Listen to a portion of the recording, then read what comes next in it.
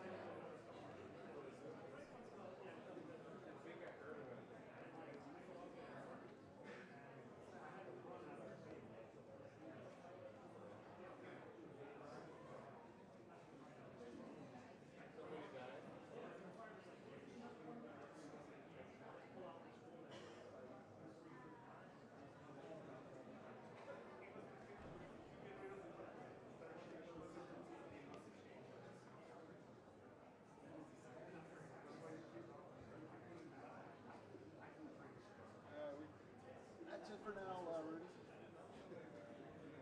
We cancel it? No, we just did one. Yeah. Just like that. Then we will go in.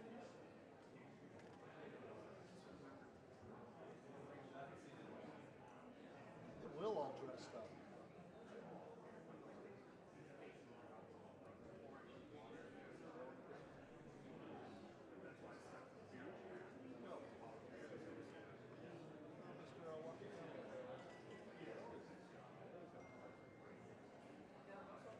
They want to take Peter ASAP when the pressure ends.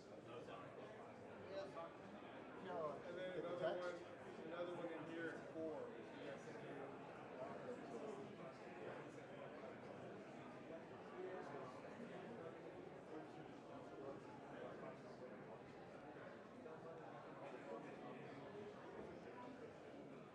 Hey, look at the wind blow in. Pretty good. You like it? Yeah. There you go. Nice. There you go. Move around in boards. Don't have to fight with guys like, Kevin to try to get ladder space. Well, Make your own space. I don't have to fight with Kevin anymore. Yeah. do you have to fight with now? Is it boring now that you have to fight? No, Just has to knock down. Nobody. must feel good. Enjoying it so far? Exactly. I mean, that part. It's like the access as well. Long days? The team is super nice too. So it's not an office, but it's like 4 people in a giant room. Desk. There's Very civilized, yeah. It's better than the press room. Yeah, Yeah. have like a doctor. Put your feet up. Yeah. My feet up. I have like monitors. Like, Sweet. Jesus Christ. Sweet, man. Glad to hear it. Yeah, I think I just took it for granted. When you're gonna live this experience, They never get another chance, yeah. I'm pretty sure it has an end. Once in a lifetime. So take advantage. Yep, we're all fingers crossed.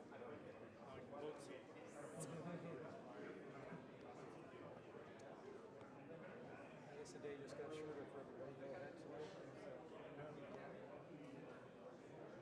No, I think it was the right call. It's too bad. It's like really bad. It's such a strange phenomenon. Yeah, I can feel it. It's like actually today's worse than just now. It is. Like quality and quantity. A lot of photographers are being rather liberal with Photoshop, trying to show the fog. Like Tom Brennan. I was like, Say no more. I texted him and I said, I drove in this morning, it didn't look anything like that. you were like right. I felt bad. It had to be called out. And I was like, what is he like HDR like AI or what's going on? It's like, come on, man. You can't do that. You just can't do that. Yeah, it was something. Yeah. But it is, there's some places it's up on the picture. Yep. You can see it with your eyes, but the camera, It doesn't. doesn't translate. Yeah, because if you charge the contrast, it's gonna look normal. Yeah, exactly. Like a summer day, which is really hazy. There's really no color to it. Here, there's no color. I love the picture of the New York Times. It was a bridge. Yes.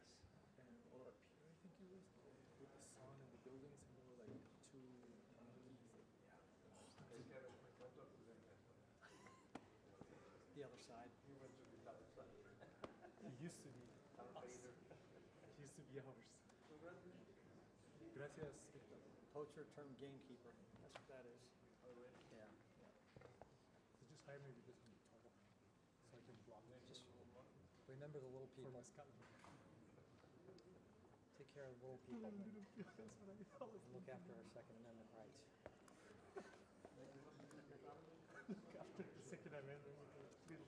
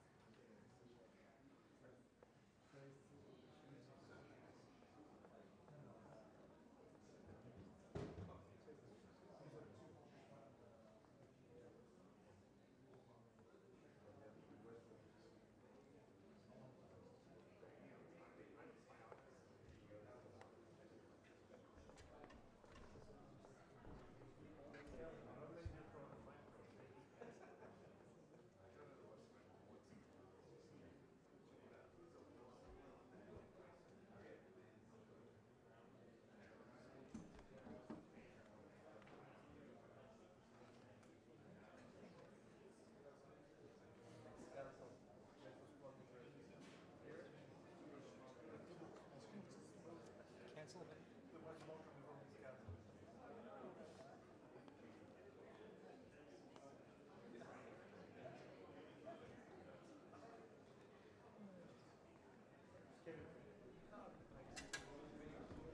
That actually reminds me of once we were in the cabinet meeting Yeah. with Trump. Do you remember those? I remember those very clearly. Yeah. Really long. Yes. I think it was like an hour, probably an hour, 15 or something. And we were, no, it was like an hour and a half. It was like super long. We were super bored. We didn't know what to do. And then we looked back and it was Pat, no Pansinos, Pat, Oh, Pat Manic? Pat Penny. And he was all the way in the back buying tickets for the Kennedy Center. He's like, hey, I'm inviting a friend. He's like, who's a girl? Like, she's gonna like. Oh my god. Yeah, you could read it. You should have brought a book in there during that strategy. And he was like looking at the shows first Yeah. and then buying tickets. I was like, oh, Well, you busted me working on my back end. yeah, I have nothing else to do. Yeah. We had This was so awful. So painful. and the light was Oh, horrible. there's no reason to be in there except it was crazy. Yeah, look at this man. Here we go. 2 minutes. Oh, there's remotes back there. Kick those remotes. Jeez. Look at him. So much for the remote picture. The batteries are dead now anyway.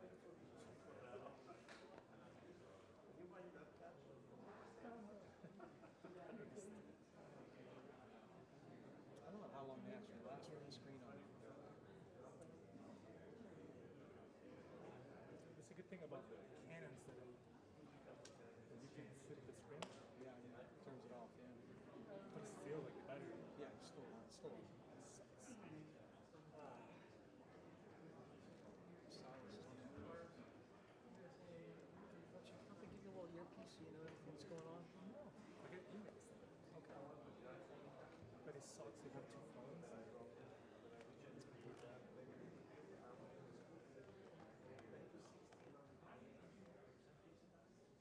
I don't like the two phones situation.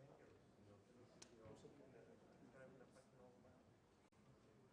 like, what? Like, what did I mean to tell you? It's two phones. Two phones. You keep it He's like, straight. why do you have phones? I mean, I have two jobs.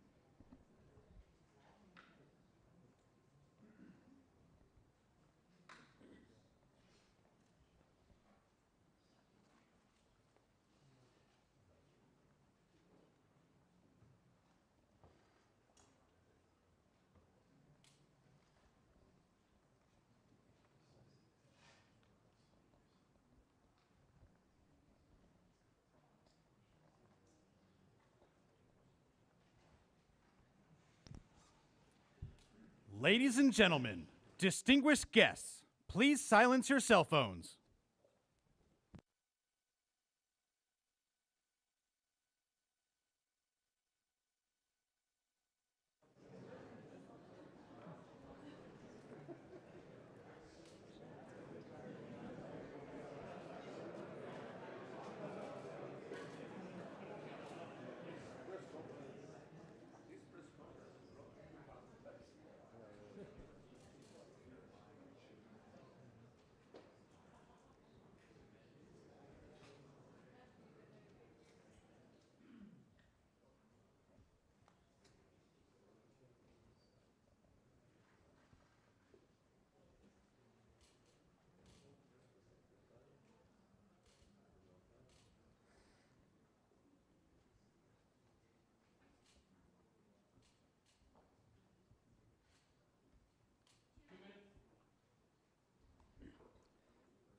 Two-minute warning.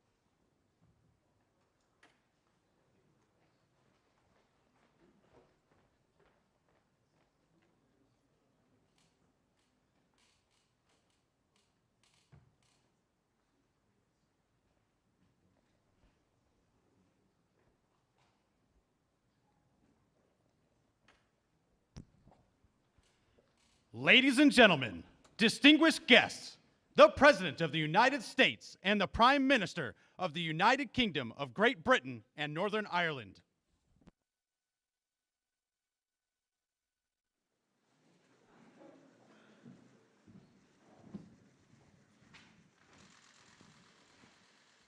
Well, good afternoon. Please be seated. I'd like to start with the permission of my British friends to just say a few words about the wildfires in Canada and the quality of the air here in the East Coast. This blanketed the communities in the East Coast and the smoke this past few days. I just put out a more detailed statement, so for the press and for the people to see, but I spoke yesterday with Prime Minister Trudeau. And I've decided, I dictated a national interagency fire center response to Canada's request for additional firefighters and the fire suppression assets such as air tankers. We already have 600 American firefighters on the ground and been there for a while in Canada, including hotshots and the smoke jumper crews. And it's very important that affected communities listen to the guidance of their state and local officials from this point forward. To keep up to date on the air quality in real time, go to the app that we provided. It's called airnow.gov and check on one another. And by the way, what you'll get is something that looks like this with a calibrated piece that says when the air is clean and when the air is dangerous and hazardous. And it dictates what, to tell you the air quality in the neighborhood. Now, it's my honor to welcome Prime Minister Sunak to the White House. Rishi, you're probably tired of meeting. We met in March in San Diego to discuss AUKUS and with Prime Minister of Australia. In April, we were there for the 25th anniversary of the Good Friday Agreement in Belfast. We met and discussed again today the need to get the Stormont Institution Northern Ireland up and running. Last month, together with our G7 partners in Hiroshima, we drove progress in everything from our shared support for the brave people of Ukraine to the common principles of engaging with China. Today in Washington, we have had important and positive discussions to deepen our bilateral economic relationship and expand our cooperation to shape the challenges and future for this remainder of this century.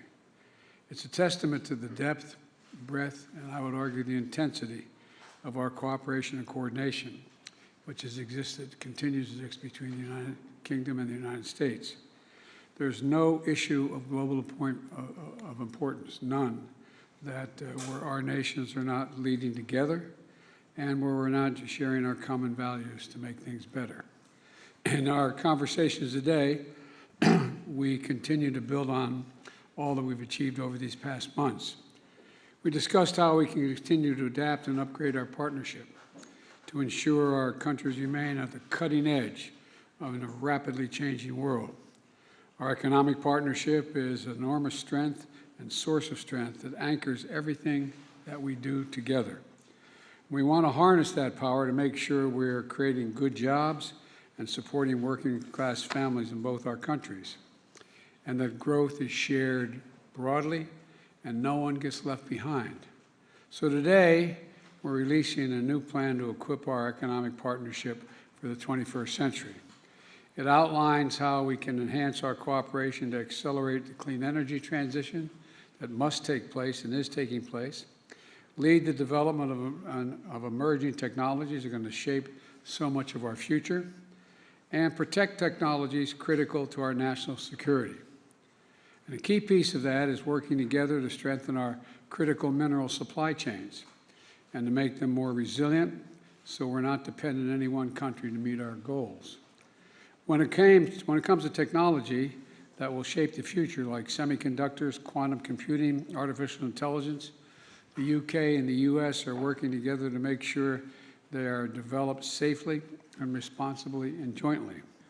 We're going to do more on joint research and development to ensure the future we're building remains fundamentally aligned with our value set in both our countries.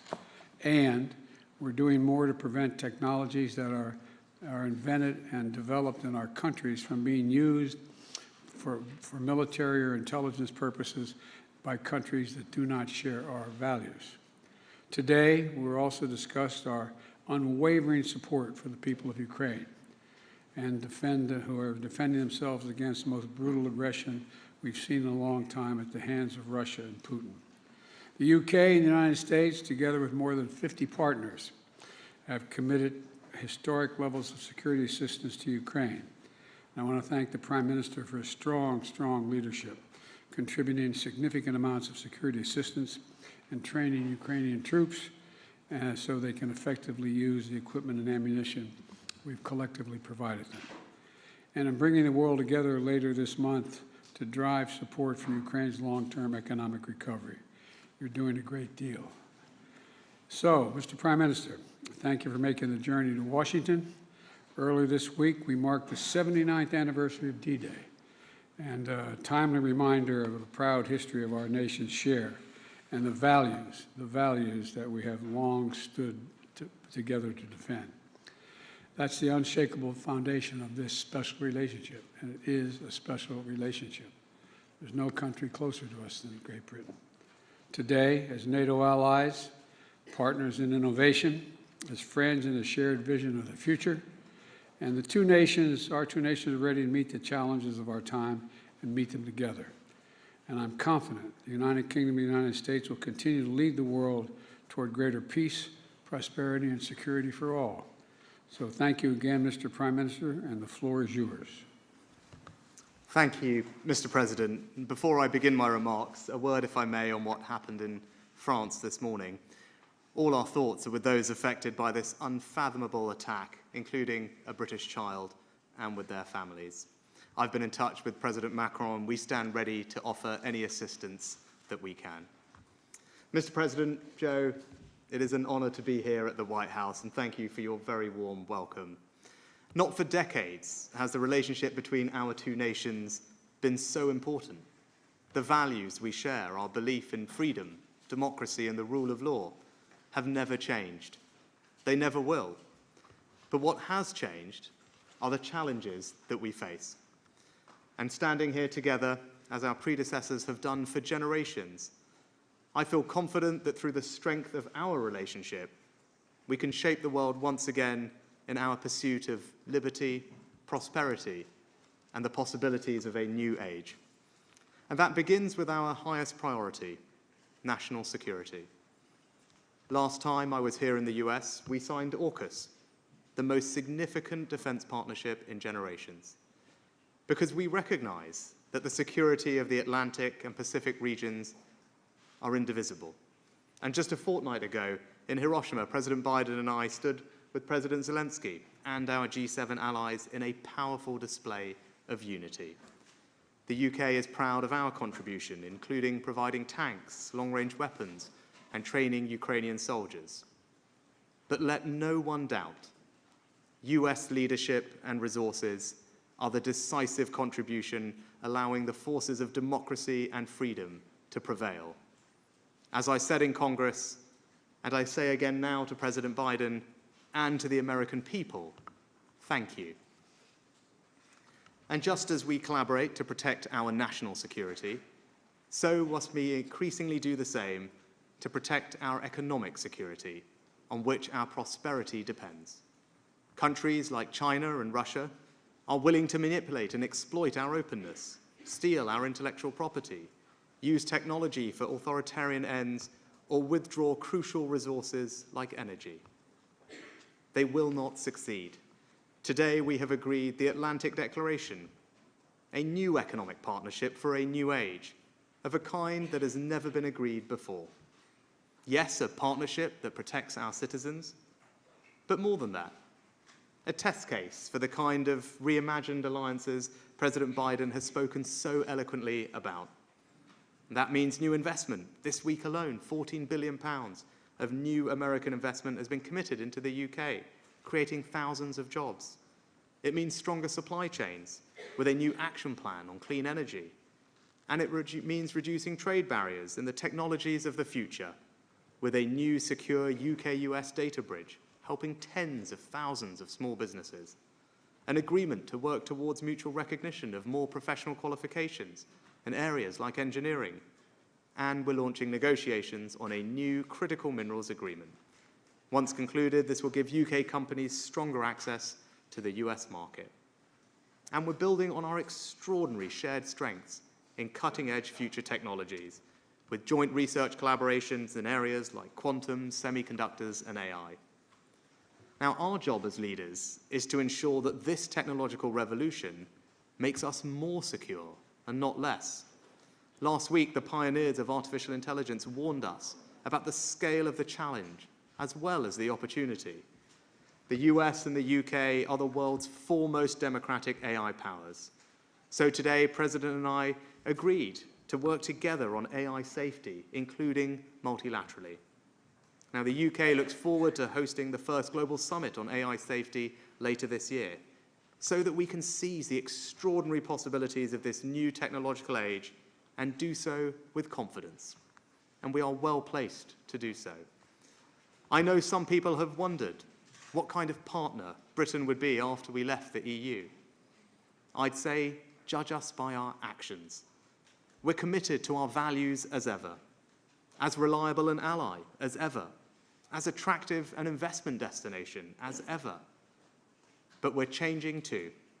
We're strengthening our relationships, not just with old friends like America and in Europe, but with new friends in the Indo-Pacific too. And we now have the freedom to regulate the new technologies that will shape our economic future, like AI, more quickly and flexibly. That is the future that we are creating in Britain. Confident, proud, and free. And let me close with a personal reflection. As Joe mentioned, he and I have seen quite a lot of each other in recent months. I gather our wives have even started to take spin classes together. And we were talking earlier about our hometowns. Joe is very rightly proud of Scranton. And I was telling him a little bit about Southampton in England, where I'm from. Now, not everyone knows this, but it was in a church in Southampton where in the days before he set sail for these shores that John Winthrop first spoke about his dream of building a city on a hill. And that reminds us that the relationship between our two nations is unlike any other. Our alliance is so strong because it is not abstract. It is rooted in our people. And it's never been about our history alone, but about our ability to grasp the future.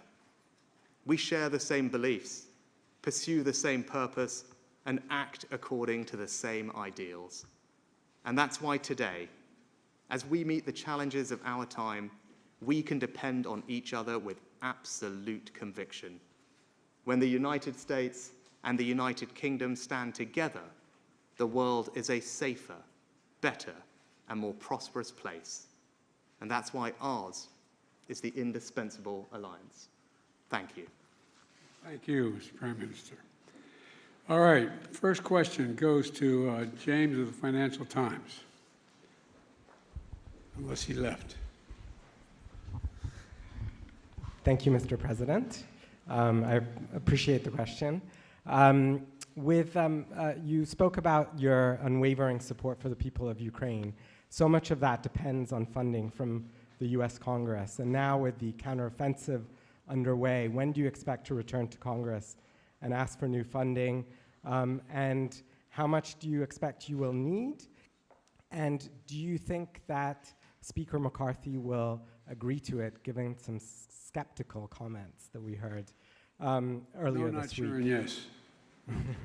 And to Prime Minister Sunak, you spoke earlier this week about the importance of finding long-term security arrangements and agreements for the defense of Ukraine for many years ahead. Do you think that, have you found a common position with President Biden on that issue? What's your preferred model for a long-term security agreement with respect to Ukraine? And does it need to be sorted out before the Vilnius summit? Thank you. Let me begin by answering your question. First of all, the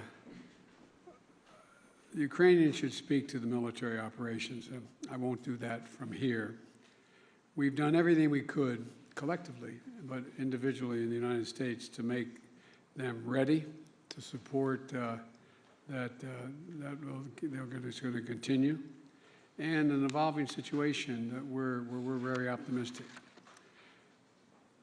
In talks with the Ukrainians and particularly with Zelensky and our allies and partners on commitments to Ukraine, long-term security to deter future aggression after this war ends is the goal.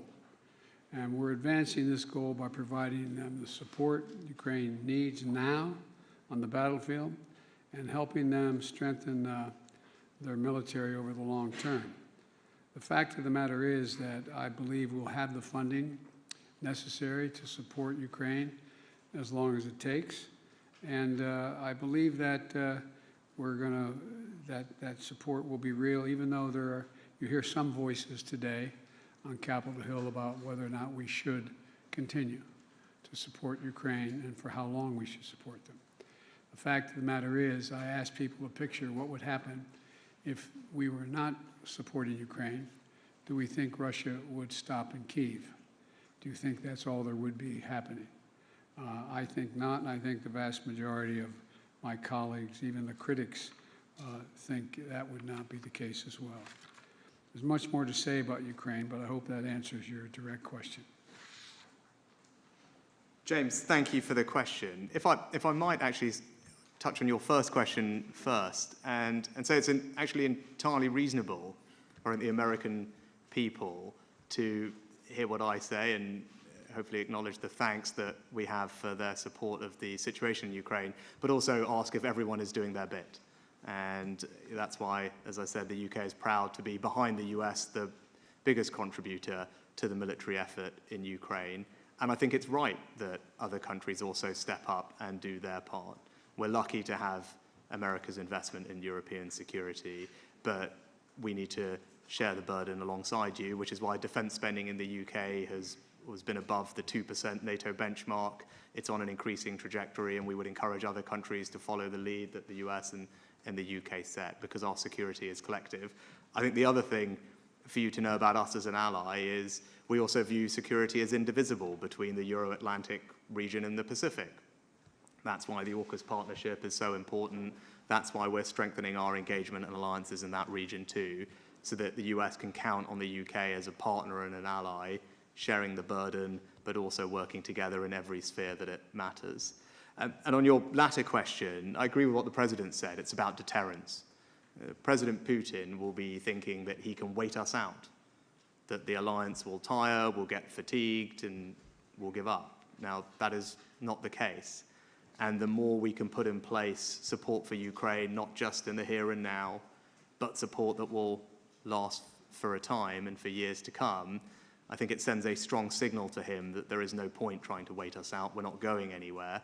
We will be here for as long as it takes. And hopefully that will speed up the calculation in his mind that he should withdraw his forces and stop what is an illegal and unprovoked act of aggression. Also, if you don't mind my making an addendum, I'd point out that not only do we have Europe responding, I spent a lot of time in Japan. The Japanese have stepped up. They've stepped up in terms of their budget. They've stepped up in terms of their involvement. They've stepped up in terms of the support for Ukraine, realizing that a glaring invasion with no pretext of anything other than conquering land occurring in the 21st century is a danger not only in Europe but everywhere in the world. The next question from the PBS News Hour, Laura.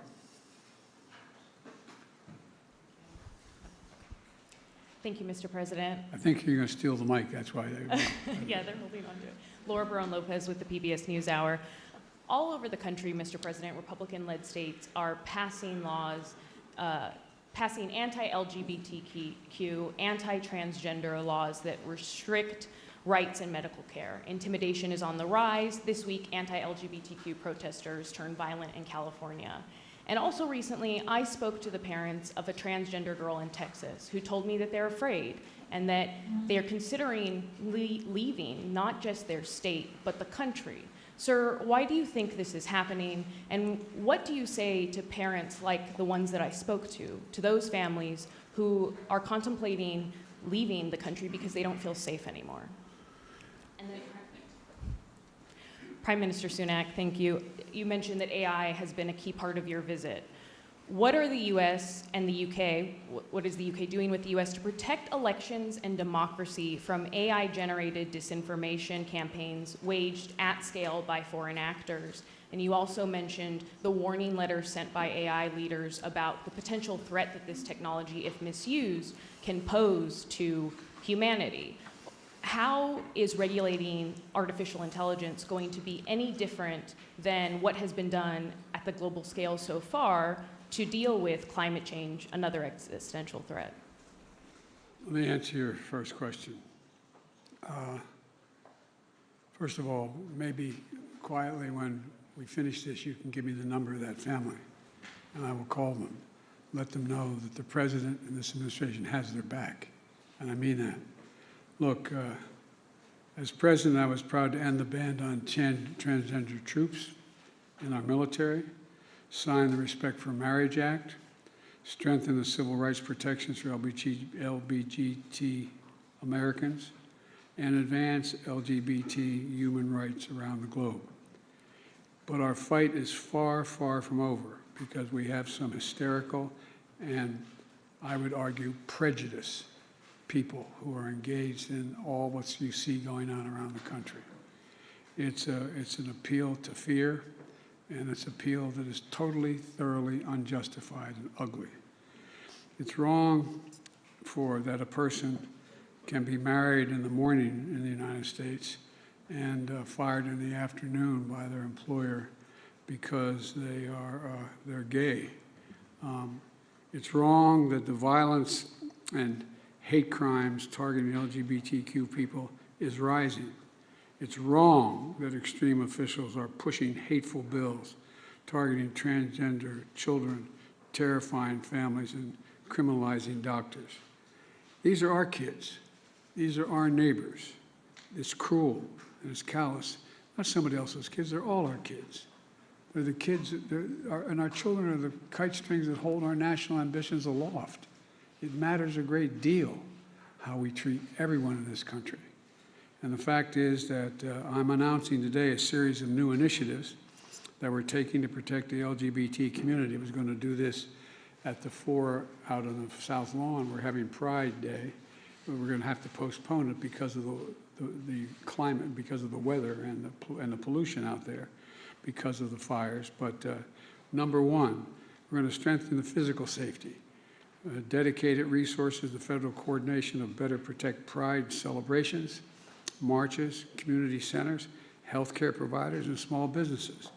Secondly, we're addressing the civil rights violations, a new coordinator to protect LGBT students from book bans, which make it harder for kids to learn and may violate their civil rights at the same time. We're also engaging in mental health and other supports, more mental health resources and funding to help families support their kids, new efforts to protect LGBTQ kids in foster care, and steps to end the absolute end of LGBTQ homelessness. Congress has to pass, and I'm not giving up on this, just like they told me we couldn't get the Marriage Act passed. Congress must pass the Equality Act and send it to my desk. LGBTQ Americans, especially children, you're loved, you're heard, and this administration has your back, and I mean it. We are not relenting one single second to make sure that they're protected. Laura, on your question, it's clear that AI can bring incredible and will bring incredible benefits to society, our economies, to all of us. And actually, one of your leading venture capitalists just published an essay on this, which made the point very eloquently yesterday. I think it's also clear, though, that it does pose very real risks that we as leaders need to be cognizant of and put in place the guardrails to mitigate against. Actually, President Biden and I had a very good conversation on this just a couple of weeks ago in Japan in one of our sessions in Hiroshima. And we are aligned in wanting to discuss with other countries what those guardrails should be. I think here in the US, you've convened all the companies together recently. We've done the same in Downing Street just a couple of weeks ago. And I think there are a series of measures that we can implement, working cooperatively, as we have been discussing, that will ensure that we can enjoy the benefits of this technology whilst mitigating against their risks. And that's what our citizens would expect. And you talk about climate change. You know, we come together at COP to work multilaterally across multiple countries to bring down carbon emissions, to get funding to the countries that need it, to share research on how we can develop the green technologies of the future. Indeed, that's part of our conversations and agreement today. Now, we need to bring that same spirit of urgency, I think, to the challenges and opportunities that AI poses, because the pace of the technological change is faster than people had anticipated. And I think the letter that you mentioned kind of reminded us that we do need to work urgently to address this issue. And I'm delighted that Joe and I and others will be doing that with all great haste.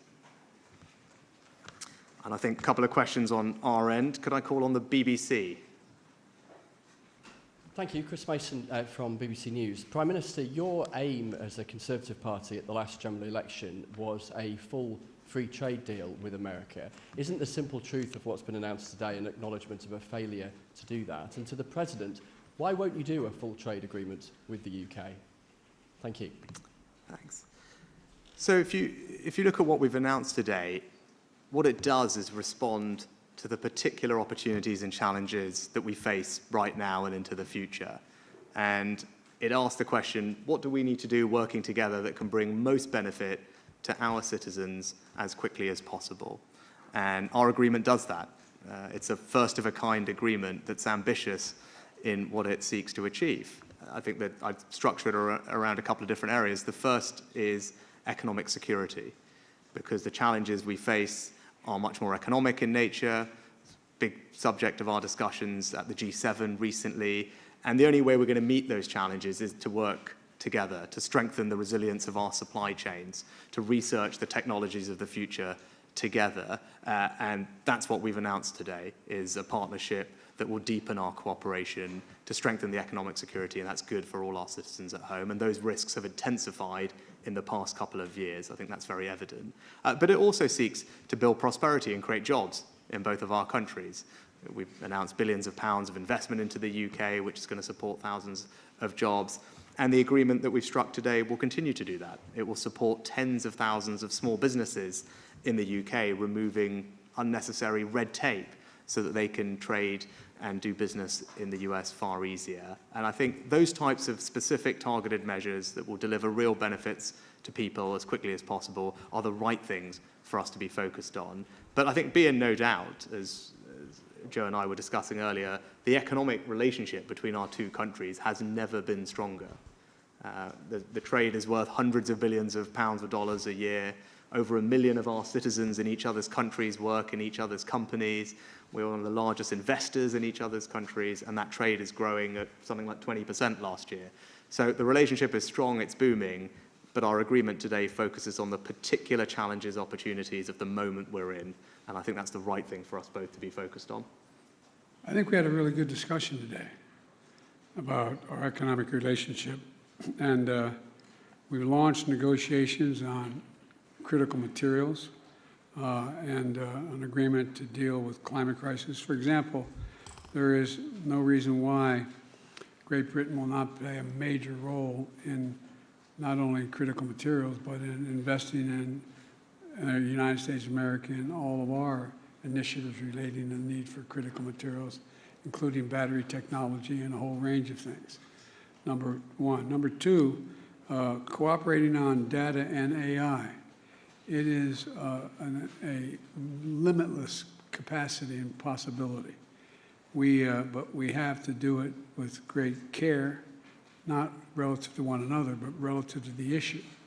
Because when I convened the leaders in AI, about I think there were 13 here in the United States, the very architects of this AI, they're also very concerned about it getting out of hand. And we got to make sure we're all on the same page. And we're looking to Great Britain to lead that effort this fall in putting together a proposal, a group of nations to deal with, how do we deal with this? It not only has the potential to cure cancer and many other things that are just beyond our comprehension, but it has the potential to do great damage if it's not controlled. And so we're looking for, I'll overstate it, we're looking for watermarks on everything that has to do with produced by AI, so we know from whence it comes. But there's a lot we have to do. We're also addressing the national security risk posed by certain types of outbound investments. I had a discussion with Xi Jinping in China. Why was I not transferring certain technological capabilities? And I said very simply, because you're using them for weapons of mass destruction and intelligence intervention. And I said if we could work out something on that, we'd have a very different relationship. So what we're trying to do is figure out how together we can make sure that we have the, let me back up and say it this way. I don't think ever in the history of human endeavor has there been as fundamental potential technological change as is presented by artificial intelligence. It is staggering. It is staggering. You have some of these leaders in the industry talking about how they're concerned whether a machine will be able to begin to think for itself, not need to be programmed. I mean, it's just, I know it sounds like science fiction, but it is close to science fiction, some of the things. It has enormous potential. And we're looking to Great Britain to help lead that effort to figure out a way through this so we're in full, total cooperation. Because there's no country we have greater faith in being able to negotiate this, not negotiate with individuals, negotiate our way through this, than the Prime Minister. And so we're in lockstep. Last question. Thank you. Last question is The Times. Thank you. Chris Smythe from The Times. Prime Minister, you've made clear your support for free trade, but is today's agreement essentially a recognition that in light of COVID, the growing threat of China and Russia's invasion of Ukraine, that the era of unfettered globalization is over? And if so, the US has made clear that it thinks that requires a much more interventionist industrial policy to respond to that. Why do you think that approach is wrong for the UK? And Mr. President, what do you say to those abroad who say that your new Washington consensus is simply a fancier way of saying America first? And in light of the warm words just now about UK-US defence collaboration, particularly in Ukraine, do you think it's time for the first British NATO Secretary-General in 2 decades? What's the last part of your question? I'm sorry? Is it time for a British NATO Secretary-General? Maybe. That remains to be seen. We're going to have to get a consensus within NATO to see that happen. They have a candidate who's a very qualified individual, but we're going to have we have a lot of discussion, not between us, but in NATO, to determine what the outcome of that will be. And with regard to the first part of your question you wanted me to respond to? It was about, is the new Washington consensus that you and your National Security Advisor set out simply another way of saying America first, which some overseas think it is? Well, look, my economic policy is totally consistent with what I think is in the interest of our NATO allies and our allies around the world. One of the things that I decided to do, and I find that the Wall Street Journal, and I'm sure there's someone here from the Wall Street Journal and other publications that are talking about Bidenomics. I didn't realize it was, I had Bidenomics going, but the bottom line was this, that the fundamental change is taking place in terms of international trade. Nobody in, at least very few people in the United States, and I suspect around the world, knew what a supply chain meant, what they were talking about with supply chain. When we found out during the pandemic that the reason why we couldn't build automobiles was because the outfit that we got our semiconductors from in Southeast Asia had shut down because of the pandemic, we realized that I decided that no longer would we rely on one center of support for any of the things that are needed for our economic growth. And I made it clear to all our NATO allies and our partners as well that although we were going to generate for example, an AI capacity here, a semiconductor capacity here in the United States, attracting literally several $100 billion in investment, that was available to all of our allies, all of our friends, and they're investing as we are, and benefiting in a similar way. The bottom line here for me is that I think that the world is changing in a way that globalization is still real, but the measure of what we used to call in the United States trickle-down economics, where if the trickle-down economics resulted in both in Democratic and Republican administrations for generations, in making sure we found the cheapest labor in the world, sent the product to, the work to that neighbor, or those neighbors who have the cheapest labor, and they send back their products. Well, I'm not doing that anymore. We're going to make sure that we, in fact, have a flip of that. We're sending capacity here in the United States. We're attracting capacity to build here in the United States and send product overseas, not the reverse. And I know it sounds simplistic, but it's working so far. And it's not going to hurt any of our allies or friends in terms of the trade piece of this. Matter of fact, I'm finding they're benefiting from it as well because they're engaging in it with us. And at home, they're doing similar things. So that's why we talked about the need to have relationships in terms of certain materials, the battery technologies, the share. We rely on Great Britain to produce a lot of that for us. So it is increasing trade, but right now it looks like it is because the United States is doing so incredibly well. It makes it look like it's only the United States. It's not. It's a change in direction in terms of how we view generating economic growth. And just to add to that, I'd say I'm absolutely of the view that the United States, this president, does not believe in zero-sum competition amongst allies. That's what we declared together with our G7 partners just a few weeks ago in Hiroshima. This is a president and an administration that is completely attuned to the needs and concerns of its allies on these issues, and you can see that. Today, as the president said, we're launching negotiations between the UK and the US on a critical minerals agreement so that the US can provide us with that interaction and cooperation we need. And the Atlantic Declaration that we've announced today just talks about strengthening, deepening our cooperation. It's not about looking in and being protection, it's about the exact opposite of that. And it's about strengthening that cooperation across the full spectrum of economic, technological, and other spheres. And that's what you will see. You'll see that from the president, you'll see it from me, you'll see the UK and the US working even more closely together on all the big economic issues of our time, because that's what the moment demands, and that's what our citizens need us to do, and that's what the president and I plan to deliver. It's not just our citizens. Look, the global south, there are going to be 1 billion people in Africa very shortly. 1 billion. At the G7, it was originally called Build Back Better World, but we're talking about there's a new PPI, anyway, an industrial policy that we're all signed on to provide the countries in Africa and in the global south an opportunity to grow, significantly grow, which benefits the United States, benefits Europe, benefits every country. Because the reverse is true. If we don't figure a way in which these countries can grow and participate and be able to build infrastructure.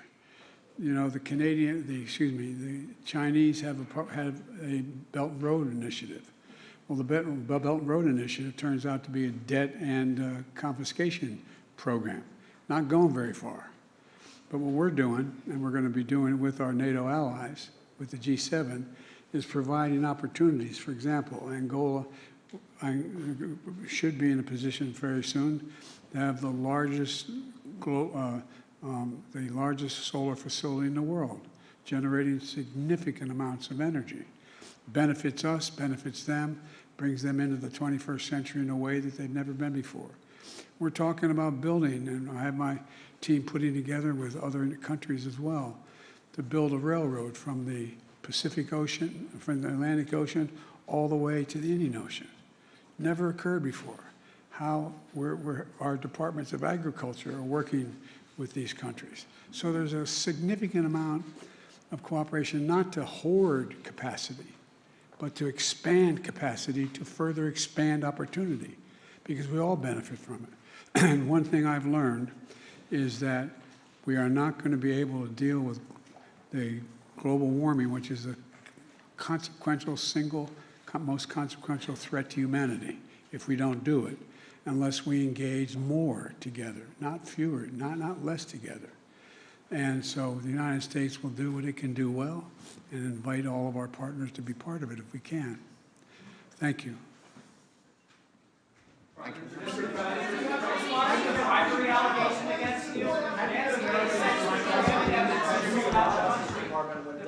Ladies and gentlemen, distinguished guests, please remain in your seats as the principals and official delegations depart the East Room.